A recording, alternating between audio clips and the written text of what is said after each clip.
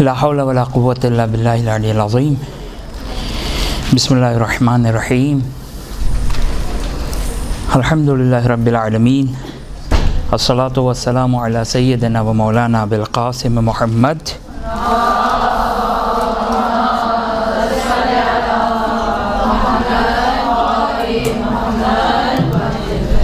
وعلى أهل بيته الطيبين الطاهرين ولعن الدائم على أعدائهم إلى قيام يوم الدين. رب اشرح لي صدري ويسر لي أمري واحلل عقدة من لساني يفقه قولي. أما بعد فقد قال الله سبحانه وتعالى في كتابه الكريم: أعوذ بالله من الشيطان الرجيم. بسم الله الرحمن الرحيم. وما كان المؤمنون لينفروا كافة فلولا نفر من كل فرقة منهم ليتفقهوا في الدين ولينذروا قومهم إذا رجعوا إليهم لعلهم يحذرون. صدق الله العلي العظيم.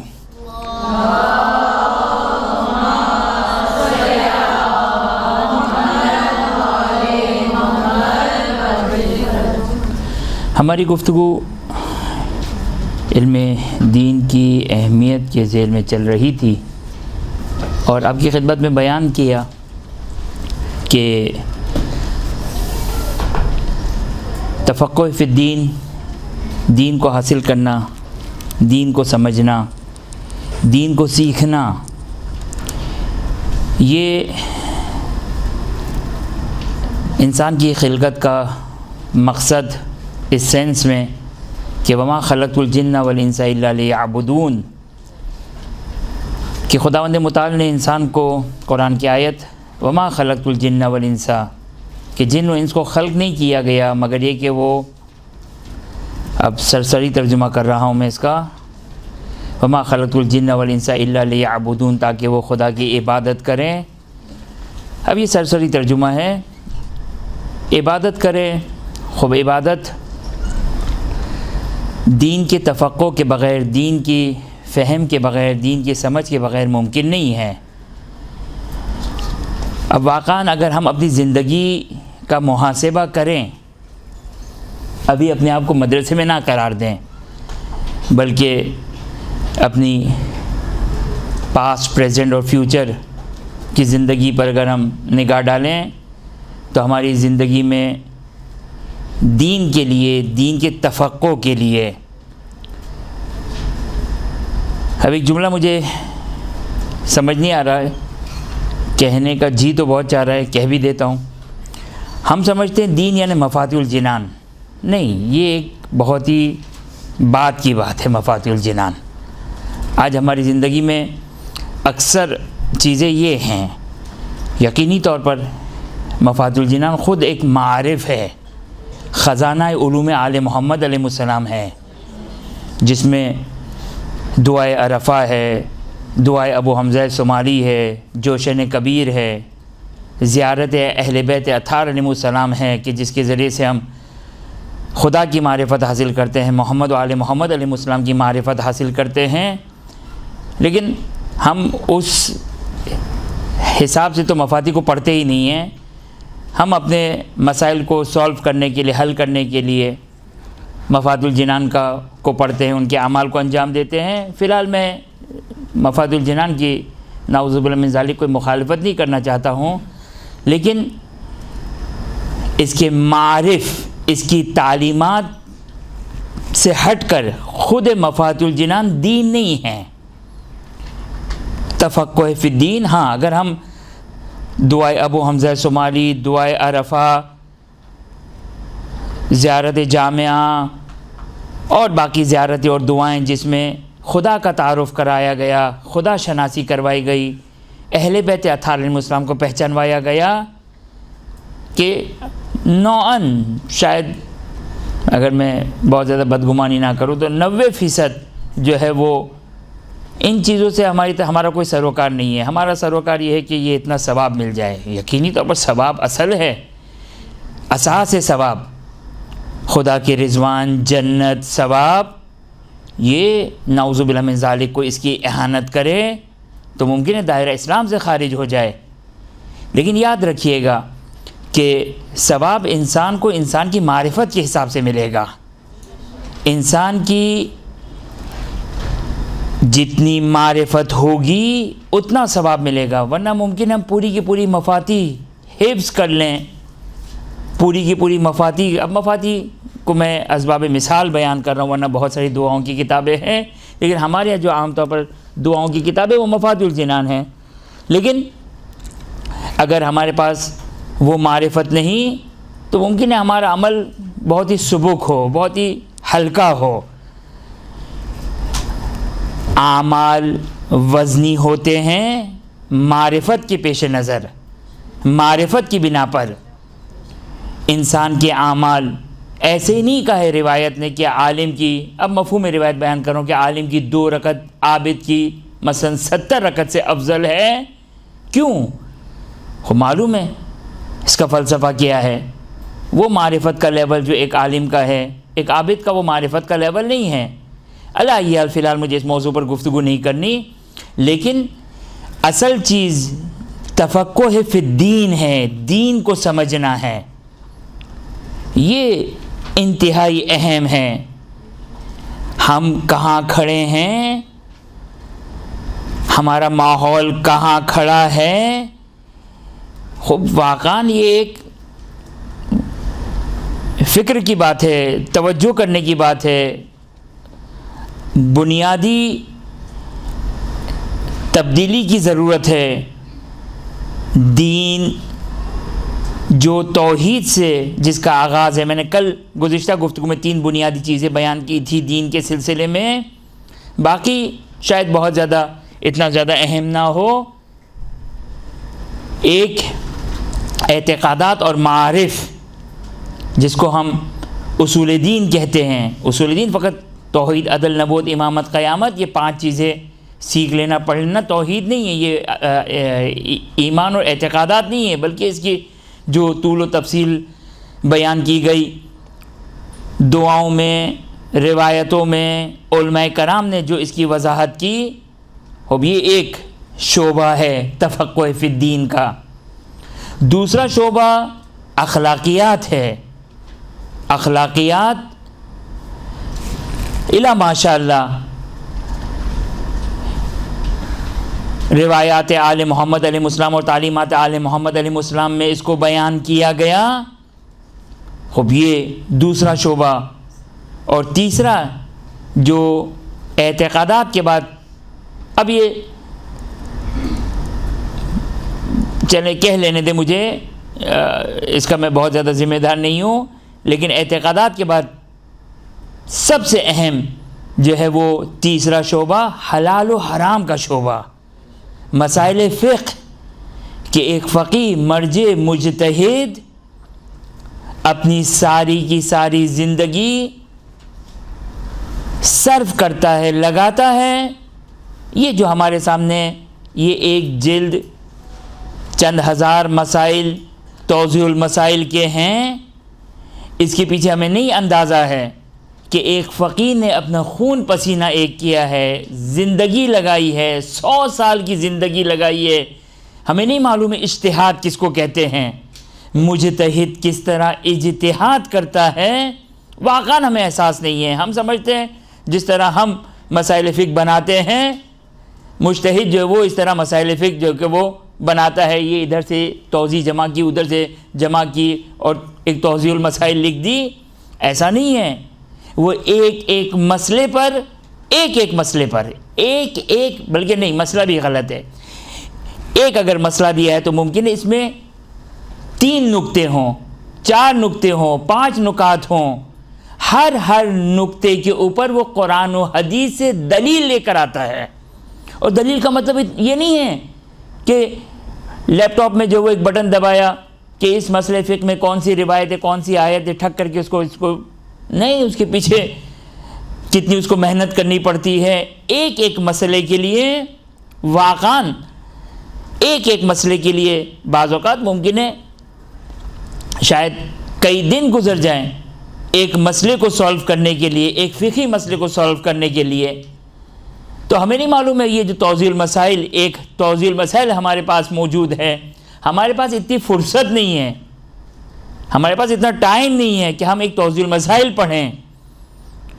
اور وہ فقیہ جس کی کوئی غرض نہیں ہے، وہ کچھ نہیں چاہتا ہے، اس کو ہم سے کوئی اجرت نہیں چاہیے، اسے وہ قربت اللہ اس کام کو انجام دے رہا ہے، قربت اللہ اس کو انجام دے رہا ہے۔ اب میں آپ کے لیے یہ جملہ نہیں کہہ رہا ہوں، اگر یہ میری بات اگر کہیں باہر جاتی ہے تو میں ان کے لیے ایک جملہ کہوں کہ مجھ ابا کبا کو دیکھ کر، مجھ جیسے ابا کبا کو دیکھ کر ایک فقیہ کا اندازہ نہ لگایا جائے، ایک مرجے کا اندازہ نہ لگایا جائے کہ میں نے بھی ابا کبا پہنا ہے، اس نے بھی ابا کبا پہنی ہے، تو مثلا اب یہ مولوی جیسا ہے وہ سارے اوپر تک سارے مولوی ایسے ہی ہیں، نہیں، واقعاً زندگی اصل میں نے پچھلے اتوار کو بھی آپ کی خدمت میں یہ بات عرض کی تھی، ہمارے پاس تو ایک فقیہ کا نام آتا ہے، 2 فقیہ کو ہم پہچانتے ہیں، کتنے ہی ایسے فقیہ ہیں، کتنے ایسے فقہا گزر گئے، کتنے ہی ایسے فقہا گزر گئے جنہوں نے نہ اپنی کوئی توضیح لکھی، نہ انہوں نے کوئی رسالہ عملیہ لکھا، ہاں فقہا تھے، اور شاید اس زمانے کے جو عالم ہوں ان سے بھی بڑے ہوں، فقہا تھے، شاگرد تیار کیے، حوضہ علمیہ کے، حوضہ علمیہ کا سرمایہ ہے، ہمیں اندازہ نہیں ہے، ہم سمجھتے ہیں کہ سرمایہ وہی جو کیش کی شکل میں ہو، ڈالر کی شکل میں ہو، روپیز کی شکل میں ہو، اس کو ہم سرمایہ کہتے ہیں۔ یہ جو تشیع کا سرمایہ ہے فقہا کہ جس سے حوضات علمیہ چلتے ہیں، جس سے دین کی تبلیغ ہوتی ہے، جس سے دین دنیا میں پھیلتا ہے، خوب یہ ایک سلسلہ ہے، ایک سیڑھی ہے، ایک سلسلہ ہے کہ جو مثلا فقہا تک جاتا ہے، اس کے شاگرد دنیا میں پھیلے ہوتے ہیں۔ علی یہ حال پس توجہ کریں کہ یہ تین چیزیں جو بنیادی طور پر تفقہ فی الدین ہے، بہت ساری چیزیں جس کو ہم دین سمجھتے ہیں۔ میں آپ کی خدمت میں ایک روایت کا ایک مفہوم بیان کرتا ہوں کہ امام زمانہ عجل اللہ تعالیٰ فرجہ شریف سے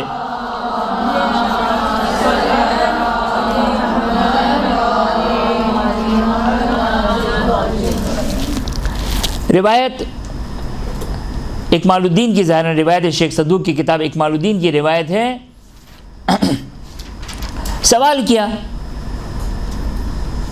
امام سے، امام نے کہا وہ سوال مت کرو جو تمہارے کام نہ آئے، جو تمہارے لیے فائدہ نہ رکھتا ہو، تمہارے لیے فائدہ نہیں رکھتا ہے۔ ہم سمجھتے دین ہے یہ، اچھا کوئی ڈرامے کی بات نہیں ہے، کوئی فیس بک کا سوال نہیں ہے، کوئی واٹس ایپ کا سوال نہیں ہے، کسی فلم کا سوال نہیں ہے، نعوذ باللہ من ذالک امام سے کیا گیا، جس کو ہم دین سمجھ رہے ہیں۔ امام سے سوال کیا، امام نے کہا کہ ایسا سوال مت کرو جو لا یعنیک، جو تمہیں کوئی فائدہ نہ دے۔ تاریخ کے بہت سارے سوالات ہمارے ایسے ہی ہیں، تاریخ کے بہت سارے سوالات نہ اعتقادات کے زمرے میں آتے ہیں، نہ اخلاقیات کے زمرے میں آتے ہیں، نہ حلال و حرام کے زمرے میں آتے ہیں۔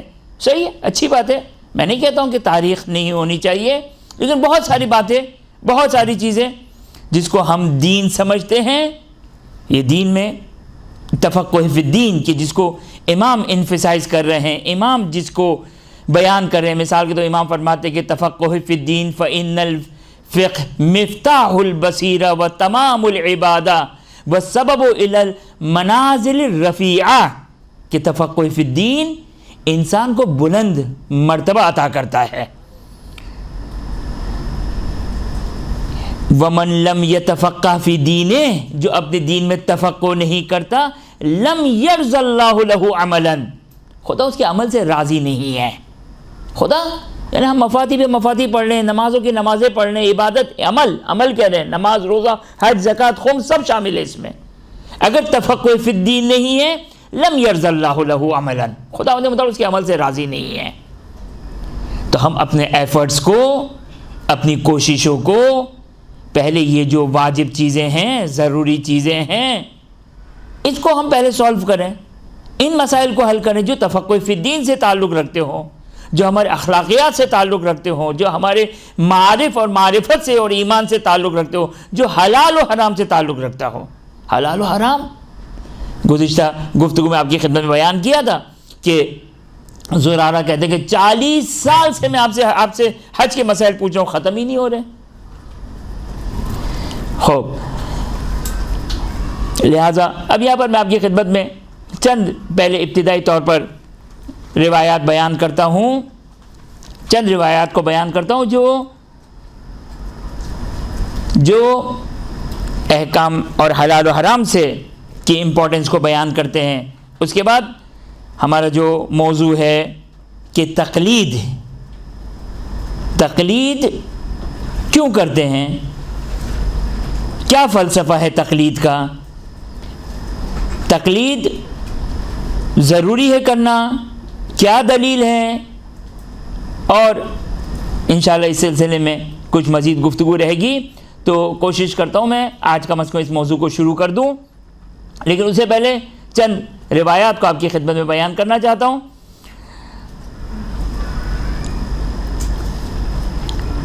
خوب، راوی اسحاق بن عمار چھٹے امام جعفر صادق علیہ الصلوۃ والسلام سے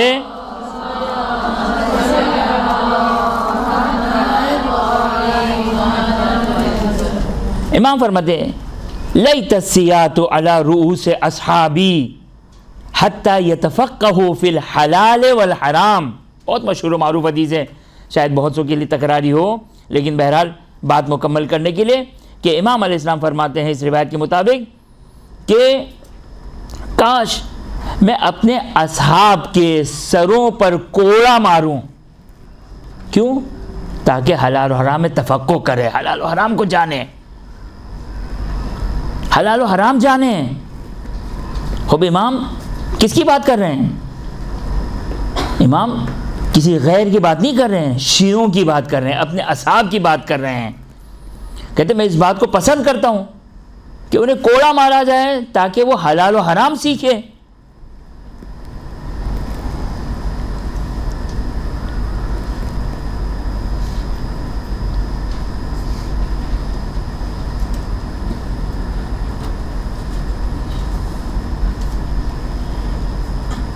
خوب، یہ ایک روایت ملاحظہ فرمائیں کہ یہ روایت توجہ کریں کہ ایک شخص امام کی خدمت میں آیا،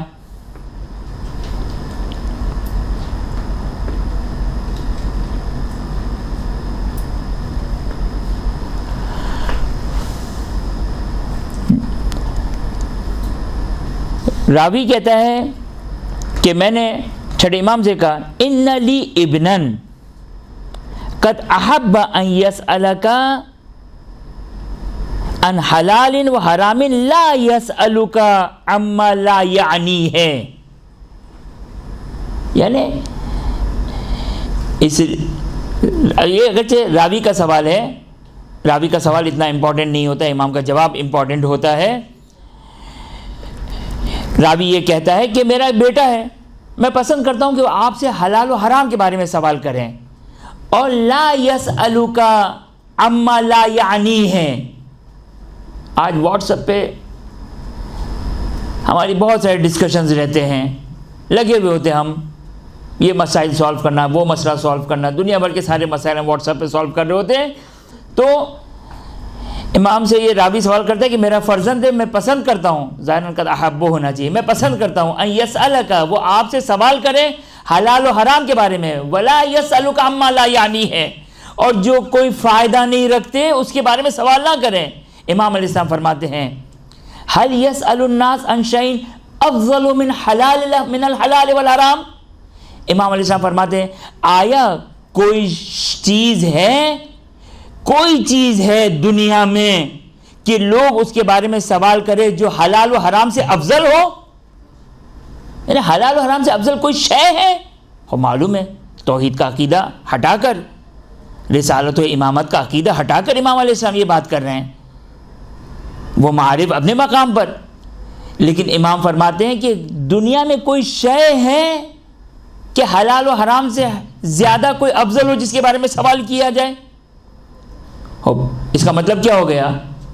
اس کا مطلب یہ ہو گیا کہ اعتقادات اور اخلاقیات کو چھوڑ کر ہمیں حق نہیں ہے کہ ہم مولانا سے حلال و حرام کے علاوہ کوئی سوال کریں، مگر یہ کہ جب ہم مطمئن ہو جائے کہ سارے حلال و حرام ہم نے سیکھ لیے، سارے حلال و حرام نے سیکھ لیے، اب مرضی ہے جو بھی مسائل پوچھنے ہو پوچھ لیں۔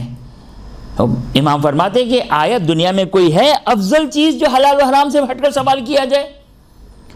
یا ایک اور روایت جو میں نے یہاں پر نوٹ نہیں کی ہے کہ جس کا مفہوم آپ کی خدمت میں بیان کروں، کہ راوی نے سوال کیا کہ ایک کھانا ہے، اس کھانے میں چوہے کی نجاست گر گئی، فضلہ گر گیا۔ امام نے کہا کہ وہ کھانا نجس ہو گیا۔ راوی نے کہا کہ اس نجس فضلے کی وجہ سے میں اپنا کھانا پھینک دوں؟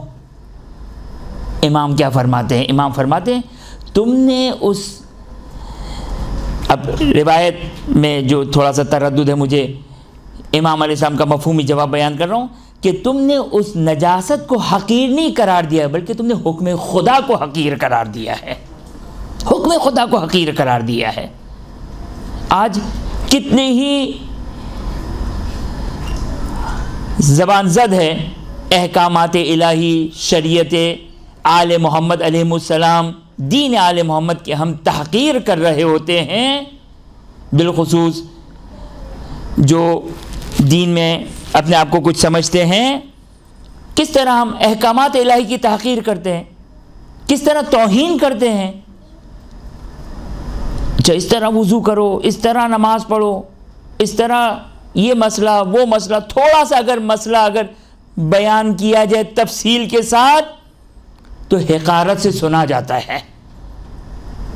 اب یہ کس کی تحقیر کی جا رہی ہے؟ مولوی کی تحقیر کرے کوئی مسئلہ نہیں ہے، لیکن مسئلہ مولوی کی تحقیر نہیں ہو رہی ہے، مولوی کو حقیر نہیں قرار دیا جا رہا ہے، بلکہ یہ حکم خدا کو حقیر قرار دیا جا رہا ہے۔ یہ حکم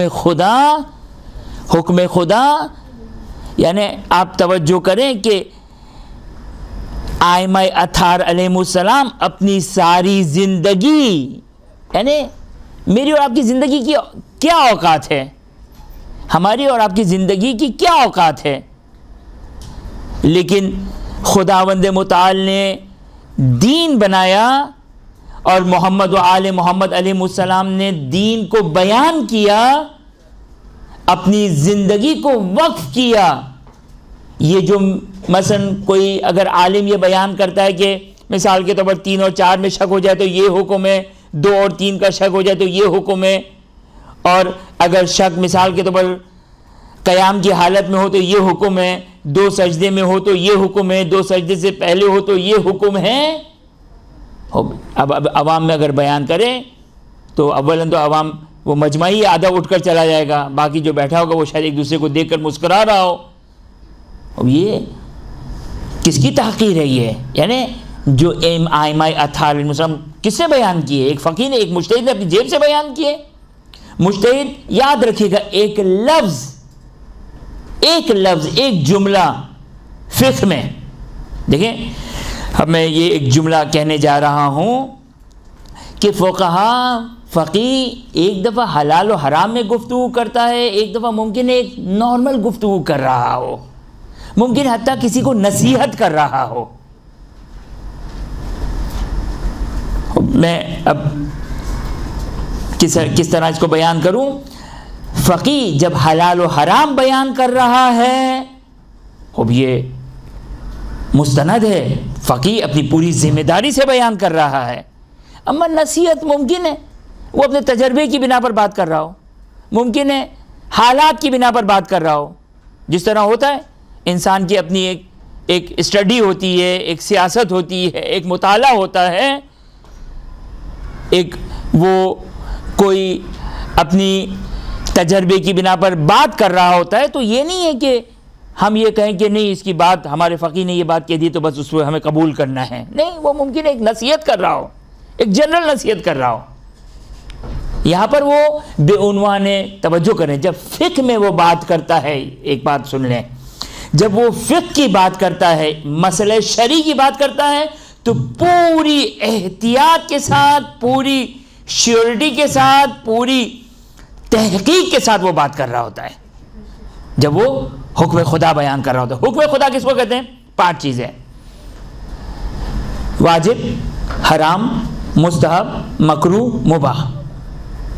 یہ تو تکلیف خمسہ ہو گئی، احکام تکلیفیہ جو 5 ہیں یہ وہ ہو گئی.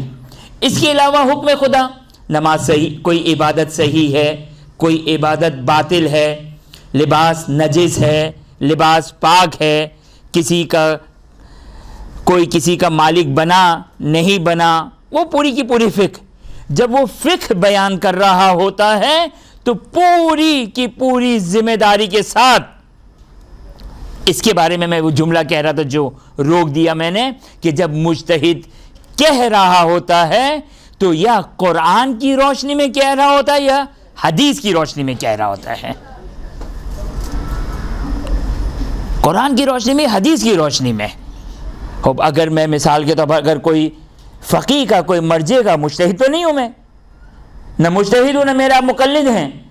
اگر میں کوئی حکم خدا بیان کر رہا ہوں تو میں آپ کے مقلد، آپ کا مقلد جس کی آپ تقلید کرتے ہیں، میں اس کا حکم خدا بیان کروں، اس کا حکم، اس کا فتویٰ بیان کروں کہ وہ جو فتویٰ لے کر آ رہا ہے اس نے اپنی جیب سے نہیں نکالا ہے بلکہ اس نے قرآن و حدیث سے نکالا ہے.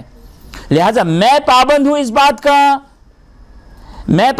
بات کا کہ میں اس فقیہ کا پراپر طریقے سے اس کے رسالہ عملیہ، اس کی فقہی کتاب میں جو فتویٰ درج ہے صحیح طریقے سے میں سمجھوں اور پھر بیان کروں.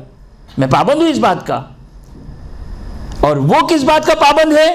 جب توضیح المسائل لکھ رہا ہے یا عروۃ الوثقیٰ پہ اپنا حاشیہ لگا رہا ہے یا منہاج الصالحین یا تحریر الوسیلہ پہ اپنا حاشیہ لگا رہا ہے تو وہ کس بات کا پابند ہے؟ وہ پابند ہے اس بات کا کہ جو بات میں لکھ رہا ہوں یہ قرآن کی روشنی میں اور یہ حدیث کی روشنی میں ہے. صدق اللہ العلی العظیم.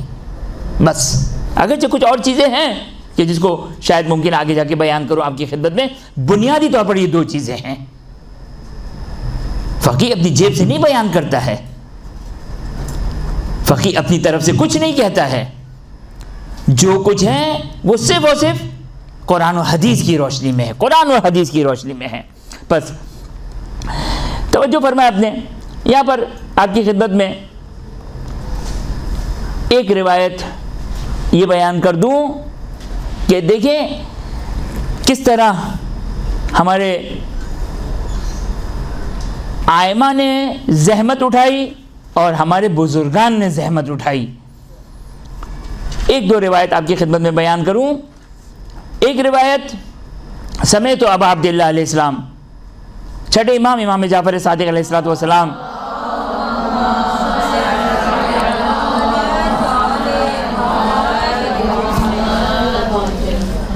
امام فرماتے ہیں، توجہ کریں، سمیت ابا عبداللہ علیہ السلام احب الناس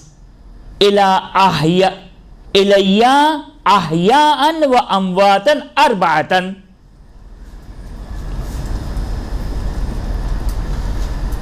دیکھیں اپنی زندگی میں دین کا توازن برقرار رکھیں. جملہ میں صحیح پہنچا سکا؟ اپنی دینی زندگی میں دین کا توازن برقرار رکھیں. نہ ہم نماز روزے میں اس طرح لگ جائے کہ ہمارے اعتقادات، ہماری ولایت، ہماری محبت آل محمد اور تبرہ یہ ایفیکٹ ہو، نہ محبت اور برات اس طریقے سے ہو کہ یہ فقہ اور حلال و حرام ایفیکٹ ہو. اس کو کہتے ہیں یہ تعادل برقرار نہ ہونا. تعادل برقرار کیسے ہو؟ ہمارا عقیدہ بھی محکم اور مضبوط اور وہ ہو جو آل محمد نے دیا، اور ہمارا عمل بھی وہ ہو جو آل محمد علیہ السلام نے دیا. اب توجہ کریں، امام فرماتے احب الناس الی احیاء و امواتا 4. عجیب حدیث ہے واقعا. کیا فرماتے امام؟ امام فرماتے احب الناس الی، یعنی کتنا بڑا مقام ہے. امام فرماتے، چھٹے امام فرما رہے ہیں احب الناس الی، میرے نزدیک سب سے محبوب ترین افراد. احب اس میں تفضیل ہے. اس میں تفضیل کا مطلب کیا ہوتا ہے؟ اردو میں کیا ترجمہ کریں گے؟ سب سے زیادہ. احب الناس الی احیاء و امواتا، سب سے زیادہ میرے نزدیک محبوب ترین افراد زندوں میں اور مردوں میں 4 ہیں فقط.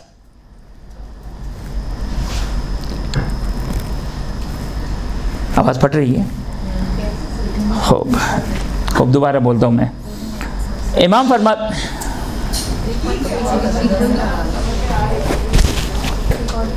بند کر دوں؟ خوب. امام فرماتے کہ میرے نزدیک محبوب ترین افراد،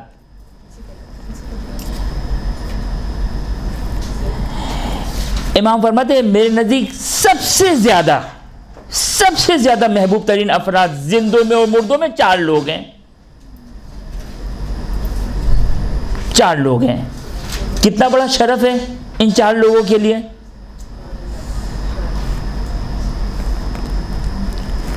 کتنا بڑا مقام ہے ان 4 لوگوں کا. میری آواز انشاءاللہ ویسے ہی پہنچ جائے گی. خوب توجہ کریں.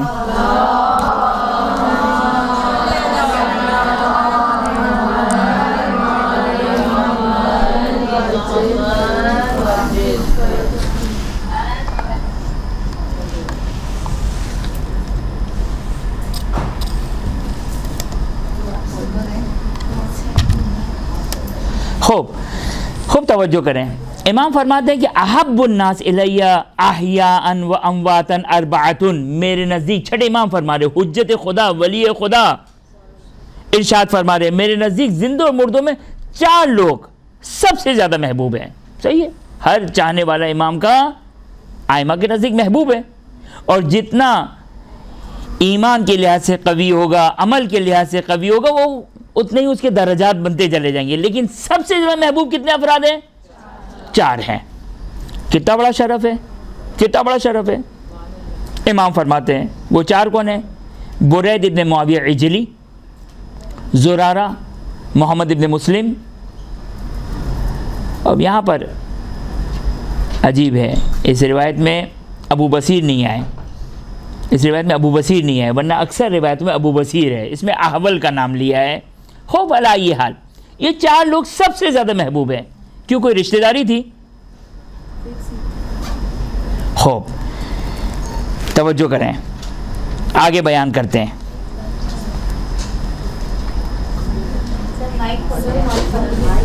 مائک کیسے کھلتا ہے یہ؟ جی کھل گیا. ایک اور حدیث کو دیکھیں، اس سے پتہ چلے گا کہ کیا کرائٹیریا کیا تھا ان 4 لوگوں کا. امام فرماتے جن سے میں سب سے زیادہ محبت کرتا ہوں، توجہ کیجئے گا، یہی امام سے محبت کا کرائٹیریا ہے. یہی کرائٹیریا ہے. یعنی ہم جتنا ان 4 لوگوں سے قریب ہوں گے، کس اعتبار سے؟ ان کی شخصیت کے اعتبار سے. وہ کیا ہے؟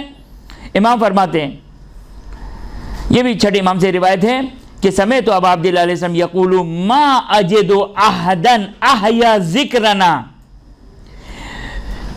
و احادیث ابی الا، کہتے کہ چھٹے امام فرماتے کہ میں نے کسی کو نہیں پایا جس نے ہمارے ذکر کو زندہ کیا ہو، جس نے ہمارے ذکر کو زندہ کیا ہو، اور میرے بابا کی احادیث کو زندہ کیا ہو. صرف 4 لوگوں کو پایا ہے. کون ہے وہ 4؟ زرارہ، ابو بصیر لیث مرادی، محمد ابن مسلم اور برید ابن معاویہ عجلی. لولاہم ما کان احد یستنبط ھذا. وہ لوگ جو تقلید کے مخالف ہیں، امام ان کو جواب دے رہے ہیں. انشاءاللہ اس پہ تفصیلی گفتگو رہے گی. لولا ہاؤلائی، اگر یہ 4 نہ ہوتے، دیکھیں شیخ صدوق علیہ رحمہ، شیخ توسی علیہ رحمہ، شیخ مفید علیہ رحمہ، سید مرتضی علیہ رحمہ، وہ بزرگان، وہ محدثین، شیخ یعقوب قلینی اور وہ سارے بزرگان کے جن کے ذریعے سے دین ہم تک پہنچا. لیکن یہ بعد کے مرحلے کے ہیں. سب سے پہلے جو امام اور باقی لوگوں کے لیے واسطہ ہے وہ چار لوگ ہیں کہ امام فرماتے ہیں ما اجد احدن، میں نے کسی کو نہیں پایا جنہوں نے ہمارے ذکر کو زندہ کیا، جنہوں نے میرے بابا کی احادیث کو زندہ کیا، وہ چار لوگ ہیں، زرارہ، ابو بصیر، محمد ابن مسلم، برید ابن معاویہ اجلی۔ لولا ہؤلاء، اگر یہ چار لوگ نہ ہوتے، ما کان احد یستنبط ھذا، تو کوئی بھی حکم خدا کو، حلال و حرام کو استنباط نہیں کر سکتا تھا۔ آج کے فقیہ کو، آج کا مرجع جو 1400 سال کے بعد آج بیٹھا ہوا ہے، حکم خدا نکال رہا ہے، حکم خدا بیان کر رہا ہے، حلال بیان کر رہا ہے، حرام بیان کر رہا ہے، حکم خدا بیان کر رہا ہے، کس کی بدولت ہے؟ چھٹے امام سے سنا؟ پانچویں امام سے سنا؟ نہیں، یہی زرارہ، یہی محمد ابن مسلم، یہی برید ابن معاویہ اجلی، یہی ابو بصیر۔ اچھا، اور بھی بہت سارے بزرگان تھے، تقریباً 18 اصحاب اجماع کے نام سے مشہور ہے، اصحاب اجماع کے نام سے 18 تقریباً جو وہ فقہا مشہور ہے، لیکن امام نے کسی کا نام لیا؟ ان چار لوگوں کا نام لیا، ان چار لوگوں کا نام لیا۔ زرارہ کون تھے؟ اپنے زمانے کے فقیہ تھے، مرجع تھے، مجتہد تھے۔ محمد ابن مسلم کون تھے؟ اپنے زمانے کے مرجع تھے، فقیہ تھے۔ یعنی واقعاً آج ہمارا منبر کہاں جا رہا ہے، اور ہم بھی سن کر جو ہے وہ ایک کان سے سنا دوسرے کان سے نکال دیا، یا اصلاً لاپرواہی کہنے والا یہ بیان کر رہا ہے کہ امام صادق علیہ السلام کو فقہا تو مل گئے تھے، قیام کرنے والے نہیں ملے۔ استغفار کریں۔ امام کہتے ہیں مجھے سب سے زیادہ محبوب زرارہ ہے، سب سے زیادہ محبوب محمد ابن مسلم ہے۔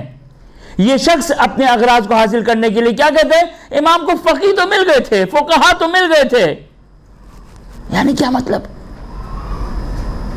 یہ کس کی مذمت کر رہے ہو؟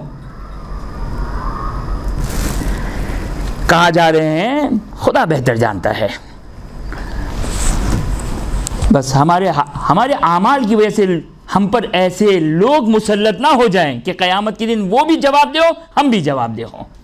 امام فرماتے ہیں لولا ہؤلاء، یہ چار لوگ نہ ہوتے جو اپنے زمانے کے فقیہ تھے، مرجع تھے۔ روایات موجود ہیں کہ انشاءاللہ بعد میں آپ کی خدمت بیان کروں گا۔ آیا ایک شخص امام کی خدمت میں، مولا میں آپ کی خدمت میں ہمیشہ نہیں پہنچ سکتا ہوں، کیا کروں؟ کہا جاؤ، محمد ابن مسلم تمہارے علاقے میں کوفہ میں، اس سے مسائل پوچھو۔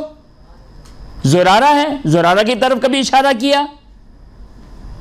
خوب، امام فرماتے ہیں لولا ہؤلاء، اگر یہ چار لوگ نہ ہوتے، یعنی امام کی غیبت صغرا اور غیبت کبریٰ 1000 سال 1200 سال گزر گئے، اگر 1200 سال گزر گئے اور آج دین موجود ہے تو بالخصوص ان چار ہستیوں کی وجہ سے ہے۔ ایک محمد ابن مسلم کے بارے میں روایت ہے، ایک محمد ابن مسلم نے 2 معصومین سے اپروکسیمیٹلی 50,000 روایتوں کو بیان کیا ہے۔ کتنی؟ 50,000۔ ایک انسان نے، ایک شخص نے 2 امام معصوم سے، آپ کی توضیح میں کتنے مسئلے جا کے دیکھیے گا، مگر 2,500-3 ہزار سے زیادہ نہیں ہیں، 50,000 روایتوں کو بیان کیا ہے اپروکسیمیٹلی۔ ایک محمد ابن مسلم، اپنی زندگی کو وقف کیا تھا انہوں نے، اور پھر کہتے کہ امام کو فقہا مل گئے تھے، امام کو قیام کرنے والے نہیں ملے۔ دین جا کے پڑھیں، ائمہ کی سیرت کو پڑھیں۔ خوب، لولا ہؤلاء، اگر یہ لوگ نہ ہوتے تو آج 1000 سال تک حلال و حرام استنباط ہوتا، خدا کا دین ختم ہو گیا ہوتا۔ جس طرح کوئی مقایسہ نہیں ہے، یہ بتا دوں میں آپ کی خدمت میں، کوئی کمپیریزن نہیں ہے فقہا اور ائمہ کے درمیان میں، کوئی کمپیریزن نہیں ہے، کوئی تقابل نہیں ہے کہ نعوذ باللہ من ذالک میں یہ کہوں کہ ائمہ سے مثلا ائمہ حجت خدا ہے، ولی خدا ہے، اب یہ صرف اور صرف نمائندے ہیں، لیکن بہرحال وہ خدا کے مقرب، یہ ائمہ کے مقرب۔ وہ یہ ائمہ کے مقرب ہیں. امام فرماتے ہیں کہ سب سے زیادہ محبوب یہ 4 افراد ہیں. کیا فرماتے ہیں امام اس کے بعد؟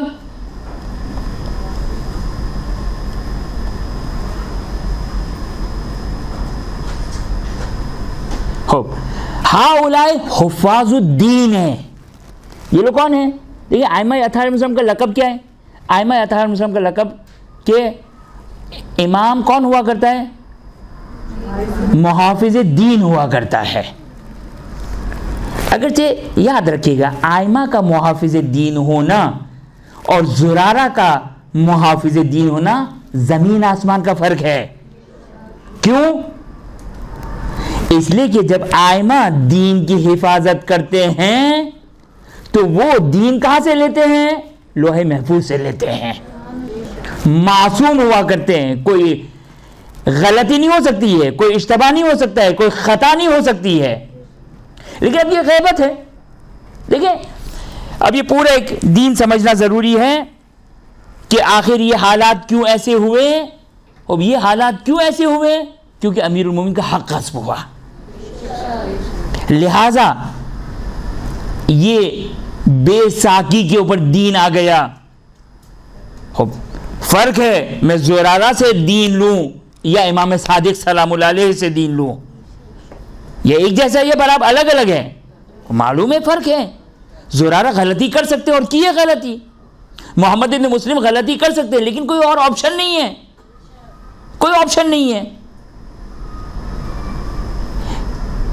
یہ نظام الہی, توجہ کرے, یہ جو خدا کا نظام ہے اس نظام کو کس نے بگاڑا؟ فلاں فلاں فلاں لوگوں نے بگاڑا. خدا نے تو کہا الیوم اکملت لکم دینکم واتممت علیکم نعمتی.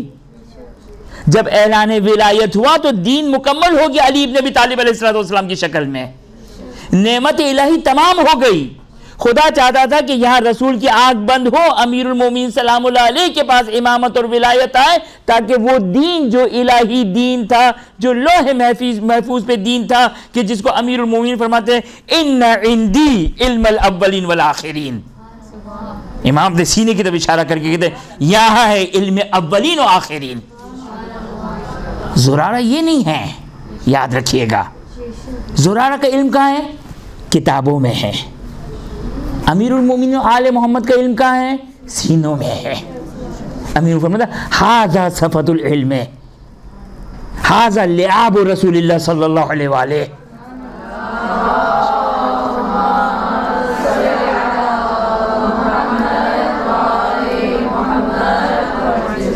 لہذا اگر کبھی کسی فقیہ کی بات کی جا رہی, اس کی عظمت کو بیان کیا جا رہا ہو, یقینی طور پر قربانی ہے. امام کے الفاظ بیان کر رہا ہوں. ہؤلاء حفاظ الدین, دین کی حفاظت کرنے والے کون ہیں؟ زرارہ, محمد ابن مسلم, ابو بصیر, برید ابن معاویہ اجلی. ان کو امام کہنے ہیں یہ دین کے محافظ ہیں. لیکن وہ دین جس دین کی ٹانگوں کو توڑا گیا 11 ہجری میں, جب امیر المومنین سلام اللہ علیہ کے حق کو غصب کیا. اب یہ ضرورت پڑ رہی ہے کہ اس طرح تقیہ کی حالت میں اور خوف اور ڈر کی حالت میں, غیبت کے زمانے میں دین کی حفاظت کی جا رہی ہے. اب دین کی حفاظت تو کرنی ہے لیکن اب اس طرح نہیں ہے. اسی لیے یہاں پر ایک جملہ کہ انشاءاللہ اس پورے مقدمے کے بعد جو میں نے آپ کی خدمت میں بیان کیا, یہ جملہ اب ہمیں سمجھ میں آئے گا کہ شیخ مرتضی انصاری کیا فرماتے ہیں. غیبت کے زمانے میں, یہ جو آج غیبت کا زمانہ ہے, اس میں تقلید اور اجتہاد کیا ہے؟ مردار کھانے کی طرح ہے. واجب ہے یہ مردار کھاؤں میں؟ مرتا ہوا شخص اس کے لیے واجب ہے یا واجب نہیں ہے؟ جو شخص مر رہا ہو وہ کہے بھئی میں نے تو کبھی حرام نہیں کھایا, میں نہیں کھاؤں گا. خدا کہہ رہا کھاؤ ورنہ جہنم میں ڈال دوں گا تمہیں میں. یہاں کوئی تمہارا تقدس نہیں چلے گا. ہم سمجھتے تقدس یعنی نماز, تقدس یعنی روزہ, تقدس یعنی حلال جس کو ہم نے حلال سمجھا, تقدس یعنی مردار نہ کھانا, تقدس یعنی نہیں, تقدس اس کو نہیں. تقدس کس کو کہتے ہیں؟ تقدس کہتے ہیں خدا کی پیروی کو کہتے ہیں, خدا کی اطاعت کو کہتے ہیں. ابھی خدا کا حکم یہ نماز پڑھو تو یہ ہے تقدس. ابھی خدا کا حکم ہے نماز نہیں پڑھو تو یہ ہے تقدس. ابھی خدا کا حکم ہے حرام مت کھاؤ تو یہ ہے تقدس. ابھی خدا کہے کہ حرام کھاؤ، میں نے حرام کیا تھا نا، اب میں ہی حلال کر رہا ہوں. شیخ مرتضی انصاری کیا کہتے ہیں؟ یہ غیبت کے زمانے کی مشکل ہے. ایک اور کوئی آپشن بھی تو نہیں ہے نا، ہے کوئی آپشن کسی کے پاس؟ ایک جملہ جو مجھے آگے کہنا تھا یہاں پر کہہ دوں کہ کافی خوش گفتگو ہو گئی اور آپ لوگ کو بھی شاید نیند آ رہی ہو، کہ کوئی آپشن نہیں ہے. کسی فقی، کسی مرجع، کسی مجتہد کے پاس کوئی واٹس اپ نمبر نہیں ہے امام زمان علیہ الصلوۃ والسلام کا.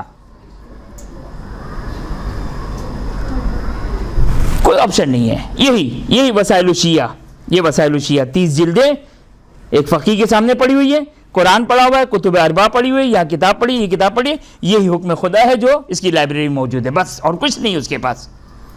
اور یہ غیبت کے زمانے کی یہی تو امتحان ہے. ان کا امتحان اپنی نوعیت کا ہے، ہمارا امتحان اپنی نوعیت کا ہے. لہذا زرارہ ان حالات کی وجہ سے ورنہ ہے نا کہ جب روایتوں میں ہے کہ جب امام علیہ الصلوۃ والسلام کا ظہور ہوگا تو گھر میں بیٹھی ہوئی خاتون قرآن و حدیث سے حکم خدا کو نکالے گی. گھر میں بیٹھی ہوئی خاتون، اس کو اصل تقلید ختم، اصل کوئی معنی نہیں ہے. خود عورت جو وہ گھر میں بیٹھی ہوئی خاتون، اسے مدرسہ القائم نہیں آنا ہوگا، اسے کسی مدرسے میں نہیں جانا ہوگا، اسے کسی حوض علمیہ قم النجف نہیں جانا ہوگا. ایسا نہیں کہ مردوں کو جانا ہوگا خاتون کو نہیں جانا، نہیں، کسی کے لیے بھی نہیں ہوگا. اصل آج کی جس معنی میں اجتہاد ہے کہ وہ ٹوٹا پوٹا ہے، کہ جس کو شیخ مرتضی انصاری نے کیا کہا، کیا کھانا ہے؟ مردار کھانے کی طرح، اور کوئی آپشن بھی نہیں ہے. اپنی زندگی، کون سی زندگی؟ دینی زندگی کی، اپنی دینی حیات کو بچانے کے لیے یہ تقلید و اجتہاد کا سسٹم ہے، اور اسی کی حفاظت کرنی ہے، اسی کا احترام کرنا ہے، اور یہی امام کی ظہور تک جاری و ساری رہے گا.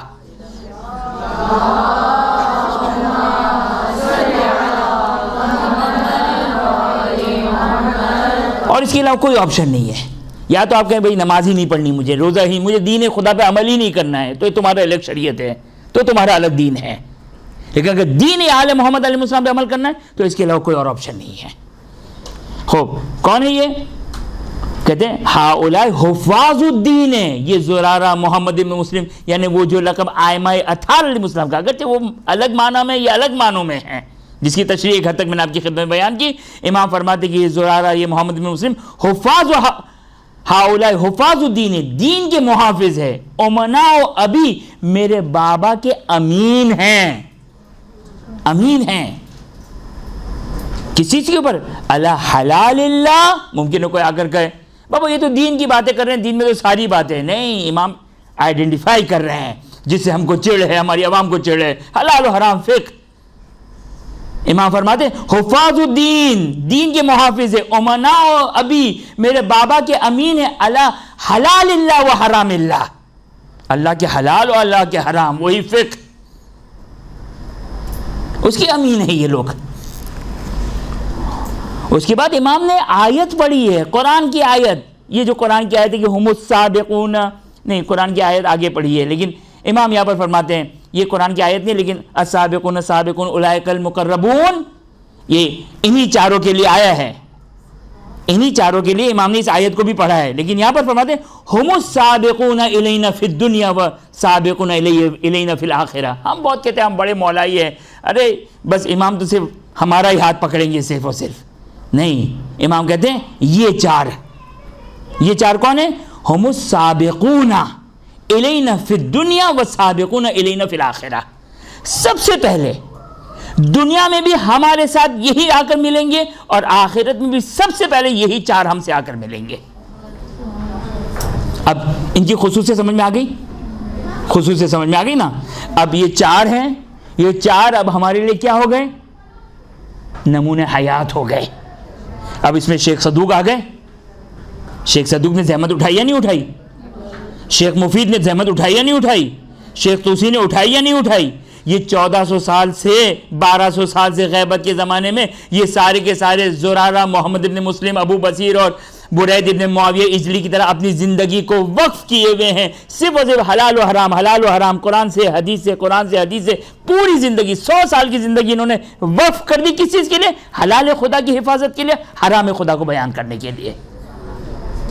صحیح ہے، زرارہ کے مقام تک نہیں پہنچیں گے بظاہر، کیونکہ وہ پہلی کیٹیگری کے تھے، وہ پہلے تھے، اور امام کی نص موجود ہے یہاں پر. احب الینا احیان و امواتن اربعتن، سب سے محبوب ترین یہ 4 ہیں. اس میں شیخ صدوق نہیں ہے، شیخ توسی نہیں ہے، لیکن بہرحال ہمارے سامنے امام نے کرائٹیریا ضرور دے دیا کہ اگر اس کرائٹیریا پر آ جائے. کون سا کرائٹیریا؟ کون سا کرائٹیریا؟ ہاؤلاء حفاظ الدین، جو بھی دین کی حفاظت کرنے والا ہو، آل محمد کی حدیثوں کی حفاظت کرنے والا ہو، امناء ابی، میرے بابا کی احادیث کے امین ہو، اللہ حلال اللہ و حرام اللہ. یہ ہے کرائٹیریا. یعنی اگر ہم زرارہ سے جتنا، بابا آئمہ تو بہت بلند ہستیاں ہیں، ہم زرارہ سے جتنا نزدیک ہوں گے اتنی امام کی دعائیں ہمیں شامل حال ہوں گی. جتنا ہم زرارہ سے نزدیک ہوں، محمد ابن مسلم سے نزدیک ہوں، ابو بصیر و برید ابن معاویہ اجلی سے، کہ یہ کرائٹیریا ہے. یہ 4 ہستیاں ہیں. کون ہے یہ؟ حفاظ الدین ہے، امناء حدیث ابی ہے، فی حلالہ و حرامہ ہے.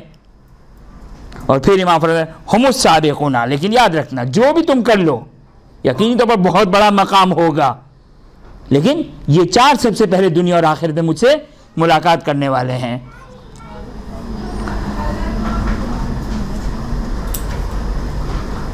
خوب انشاءاللہ اگلی دفعہ کی جو ہماری گفتگو ہے، شاید ممکن آخری گفتگو ہو، وہ آخری گفتگو جو ہماری ہوگی وہ ہوگی صرف اور صرف اس بات کے لیے کہ ہم قرآن، حدیث اور باقی جو بھی دلیلیں ہو سکتی ہیں کہ اس کو پروف کریں گے، ثابت کریں گے کہ تقلید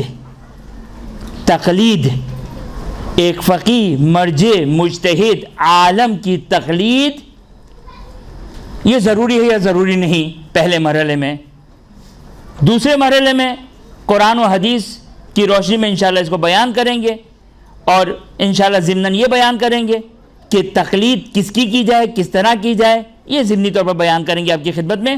لیکن انشاءاللہ اس مسئلے کو ایک حد تک اپنی ناقص عقل کی لحاظ سے انشاءاللہ سولو کرنے کی کوشش کریں گے کہ تقلید جو وہ قرآن و حدیث کی روشنی میں آیا اس کا کیا مجاز ہے، اس کا کیا مجوز ہے، کیا اس کی جواز کی دلیل ہے. انشاءاللہ یہ اگلی دفعہ آپ کی خدمت میں بیان کریں گے. وآخر دعوانا الحمدللہ رب العالمین.